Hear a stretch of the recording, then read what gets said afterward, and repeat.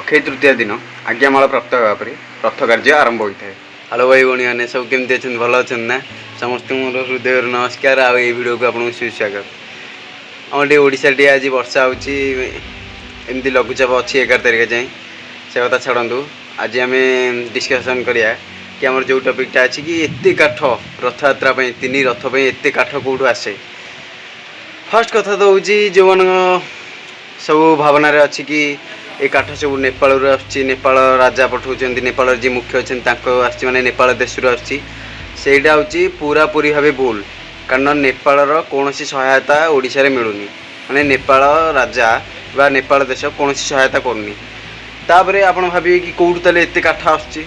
देखो फास्ट कथा हूँ कौन ना नयागढ़ जिला अंतर्गत जो आमर अच्छी दशपल्ला तापरे रणपुर यही सब बनरू प्राय काठ आसता है।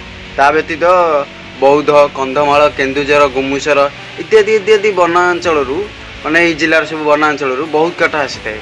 यही भाव में ओडिशा सरकार बहुत पूरा संग्रह करी काठ संग्रह करी विभिन्न वनांचल बहुत श्रृंखलार सहित काठ जोगाई दी थाए। तीन रथपाई दर्पदलन तालध्वज और नंदीघोष जहाँकि जगन्नाथ और बलभद्र और सुभद्रा रथ अटे।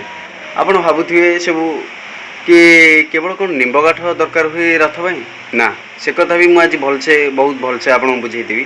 देखो आपड़ जहाँ भावुन से ठीक कारण निम्ब काठ दरकार हुए बा व्यवहार हुए किंतु सबूतक नुह माने काठ जो तीन टाक हूँ पूरा परिमाण रे निम्ब काठ दरकार हुए नहीं।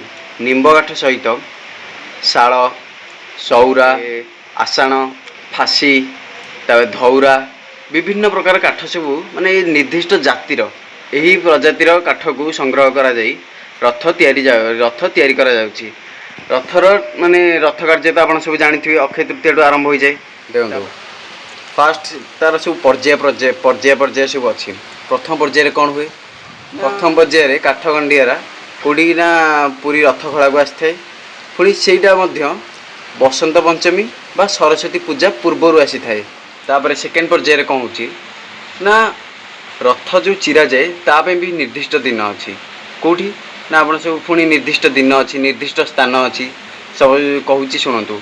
कटक रे जो अच्छी खापुरिया मिल से रामनवमी दिन काठ चिरा जाए ओ आपण समस्त जानते अक्षय तृतीया दिन ही रथ कार्य अनुकूल होता है।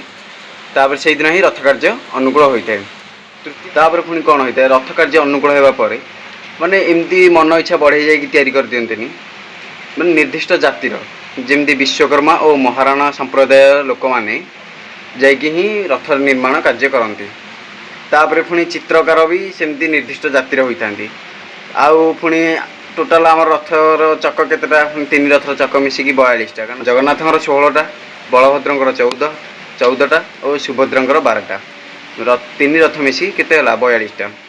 अक्षय तृतीया दिन आज्ञामाल प्राप्त होगापर रथ कार्य आरंभ होता है।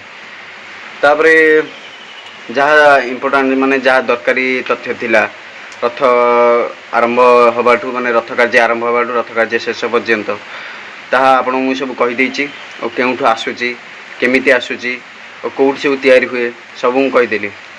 तापर एमती सब वीडियो पाइबा मो चैनल सहित अपडेट रुहतु। रहुची जय श्री जगन्नाथ।